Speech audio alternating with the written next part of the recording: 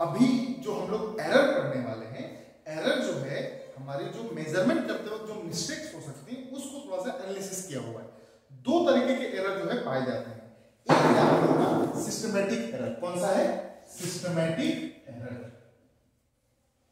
Systematic error.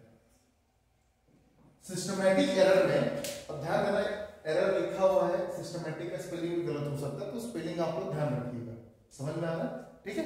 अब systematic error में सबसे पहले आपको ये समझना है कि ये आता कहां से, तो ये इन्वॉल्व कहां से होता है। ये एरर आएगा तो आपको, जैसे कि हम लोगों ने अनसर्टेनिटी में बताया ना कि क्वालिटी ऑफ इंस्ट्रूमेंट, इंस्ट्रूमेंट की क्वालिटी की वजह से आ सकता है, या ऑब्जर्वेशन, जो हम लोग जो ऑब्जर्व कर रहा है उस मेजरमेंट को जो लिख रहा है उसकी वजह से आ सकता है। तो ये सब इसके कॉज होते हैं सिस्टमैटिक एरर के। क्लियर है? ये थ्योरेटिकल कॉन्सेप्ट है, अपने ओन वर्ड में आप लोग लिख सकते हो। जनरली इसमें 3 टाइप के जो है आपको एरर का इस्तेमाल किया जाता है, 3 टाइप के एरर जो है डिफाइन किए गए।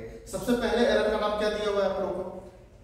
Instrumental error. कौन सा? Instrumental error. अब नाम से पता चल रहा है कि इंस्ट्रूमेंटल एरर का मतलब क्या होगा। इंस्ट्रूमेंटल एरर मतलब क्या होगा बताइए?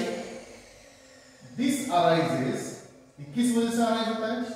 This arises due to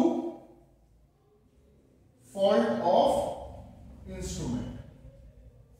instrument की अगर गलती है तो उसकी वजह से अराइज हो सकता है। अब सर आपसे एग्जांपल दे, एग्जांपल तो सैकड़ों में बहुत सारे हैं। एक बहुत बेसिक सा एग्जांपल देता हूं कि आप लोग दुकान में खरीदने जाते हो, कुछ सामान या खुद का वजन करने जाते हो, तो वही मशीन पता है ना, कभी कभी क्या होता है वही मशीन में कुछ रखा नहीं फिर भी बताता है कि आधा किलो है। नोटिस किया आपने? नहीं समझ में आ रहा है ना? तो एग्जांपल में आप क्या लिख सकते हो आप, है ना? वेइंग मशीन, वेइंग मशीन, ये M/C शॉर्ट फॉर्म है मशीन का, शोज सम डिफ्लेक्शन। क्या दिखाता है? Deflection when no load kept on it, kept on, कोई भी वजन उस पर नहीं रखा जाए फिर भी वो डिफ्लेक्शन दिखाता है कि भाई आधा किलो, लेकिन दिखाना कितना चाहिए? 0। तो ये फॉल्स, फॉल्ट किसका है? इंस्ट्रूमेंट का है ना। समझ में आ रहा है? ऐसे बहुत सारी चीजों का हो सकता है। अब मान लीजिए कि आप लोग जो बुखार का जो मशीन आता है डिजिटल वाला, आप लोग चेक करते हो बुखार है नहीं और दिखाता है 101 डिग्री। आप लोग को बात समझ में आ रहा है? तो किसका डिफॉल्ट है? इंस्ट्रूमेंट का है। तो ऐसे बहुत सारे एग्जांपल है। दूसरे टाइप का आपका जो एरर आता है इंस्ट्रूमेंटल एरर के अलावा, दूसरे टाइप का एरर क्या दिया हुआ है? Error due to imperfection. क्या दिया हुआ है? किसका इम्परफेक्शन? एक्सपेरिमेंटल टेक्निक, जिसको हमने बोला था ना स्किल्ड। तो एक्सपेरिमेंटल टेक्निक एरर है ना, इसको क्या बोलेंगे? एक्सपेरिमेंटल जो आपका टेक्निक है एरर। तो अगर वही बात मैंने समझाई आपको, क्या कि अगर आपको उसका टेक्निक ही नहीं पता है कोई भी चीज मेजर करने का, तो आप उसको मेजर नहीं कर सकते। इसका सिंपल सी बात है कि अब मान लीजिए कि आप लोगों को कोई भी बेसिक चीज का मैंने बोला कि भाई इसका लेंथ मेजर करो, अब इसी का लेंथ मेजर करो, तो कोई स्केल लेके ऐसा खड़ा करके मेजर करेगा? कोई मीनिंग है इस बात का? बहुत बेसिक चीज बता रहा हूं। इसका मैं बोल रहा हूं कि रवि इसका लेंथ मेजर करो, तो रवि स्केल लेकर आएंगे और स्केल ऐसा खड़ा कर देंगे। अरे भाई लेंथ मेजर करो। हाँ सर को मेजर कर रहा हूं, तो उसको टेक्निक ही नहीं पता है तो कहां से मेजर कर पाएगा? तो वो किसके ऊपर आ जाता है? स्किल के ऊपर। किसके ऊपर?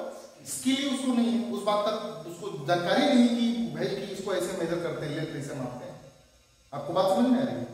नेक्स्ट आता है आपका कौन सा? Error due to observation. कौन सा आता है?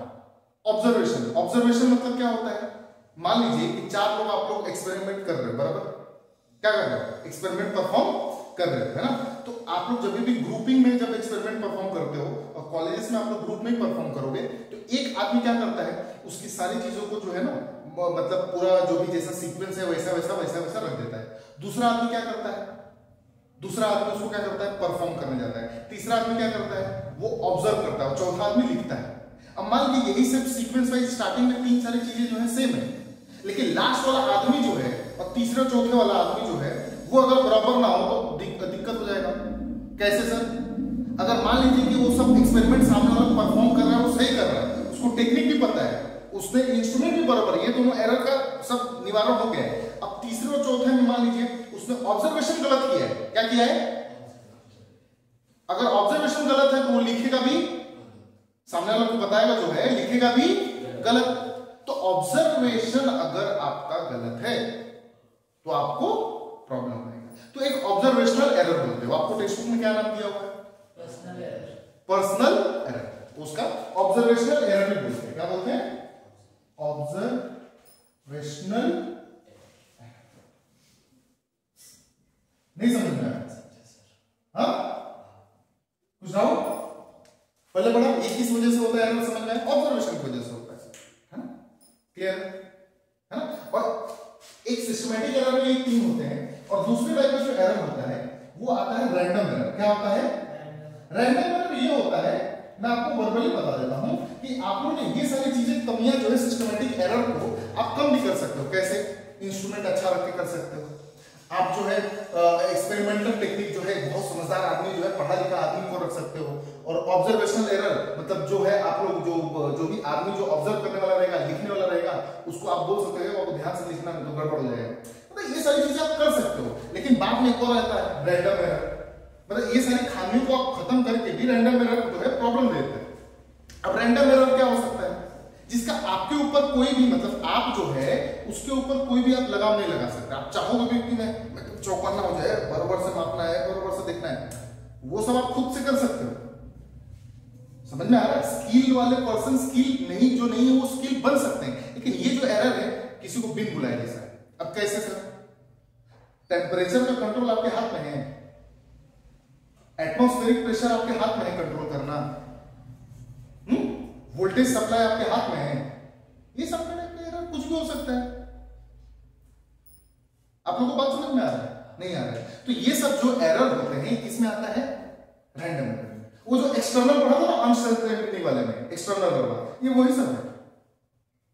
तुम बराबर से ऑब्जर्व कर रहे हो और पीछे से कोई दोस्त आ गया, वो अब ये तुमको मतलब ये तुम्हारे कंट्रोल में था नहीं था? कोई भी अचानक से कुछ भी कर सकता है। और तुम्हारे 4 लोग जब एक्सपेरिमेंट परफॉर्म करने जाते हैं ग्रुप में, तो चौथा आदमी यही करता ही है और कुछ करता नहीं है। तो ये है आपके टाइप ऑफ एरर जो थ्योरेटिकल में है, आ सकते हैं आपको एग्जाम में। तो अपने ओन वर्ड में मीनिंग समझा दिया मैंने, अपने ओन वर्ड में आप लोग को लिखना है, बराबर? टेक्स्ट बुक में भर के दिया हुआ है, भर के नहीं लिखना, अपने ओन वर्ड में 2-3 पॉइंट बना लेना है। नोट्स आप लोग खुद बनाओगे, उसमें से खुद पढ़ के, जिस चीज का आप लोग नहीं बना पाओगे उस चीज का तो मैं दे रहा हूँ, लेकिन जिस चीज का थ्योरेटिकल पार्ट है आप लोग खुद जब ट्राई करोगे, नहीं होगा तो पूछ लेना, अगर ट्राई करोगे तो आप लोग को समझेंगे। नेक्स्ट हम लोग क्या पढ़ने वाले हैं? नेक्स्ट लेक्चर में क्या पढ़ने वाले हैं? Estimation of error. क्या पढ़ने वाले हैं? एस्टिमेशन मतलब अब हिसाब किताब पढ़ा जाएगा। पहले मापा हमने सीखा, एक्यूरेसी प्रिसाइजन देखा, अनसर्टेनिटी देखा, फिर गलतियों के बारे में सीखा। अब गलती कितना कर पाओगे भाई, अब उसके ऊपर हम लोग न्यूमेरिकल सॉल्व करेंगे। क्लियर है बात? अच्छा, रैंडम एरर को भी हम लोग थोड़ा सा ये रैंडम एरर को भी हम लोग ओवरकम कर सकते हैं। ओवरकम मतलब उसको दूर किया जा सकता है। आपको याद है वो बताया था मैंने आप लोग को, प्रिसाइज, मल्टीपल वैल्यू चेक। आप क्या करोगे? बार बार एक्सपेरिमेंट परफॉर्म करोगे, और बार बार जब करोगे बाद में उसका एवरेज निकालोगे। क्या करोगे? तो ये रैंडम एरर कम हो सकता है। मान लीजिए कि आपका दोस्त आके एक्सटर्नली आपको डिस्टर्ब कर दिया, उसको 2 लपड़ लगाओगे, 2 ठो गाली दोगे, और बोलोगे साला अगली बार मत करना, इधर काम कर रहे हैं तो साला वो कर रहा है इधर से। समझ में आ रहा है? तो जब अगली बार मेजरमेंट करोगे तो वो गलतियां नहीं होंगी। एक बार आपका वोल्टेज सप्लाई ज्यादा कम हो गया, दूसरी बार करोगे, तो जब मल्टीपल वैल्यू करोगे तो आपका जो मेजरमेंट हो एक्यूरेट भी आएगा और प्रिसाइज भी आएगा। तो यहां पे समझा एक्यूरेट और प्रिसाइज का मीनिंग कैसे काम करता है? क्लियर है? इतनी बात तो समझ में आई? कुछ पूछना है? पक्का?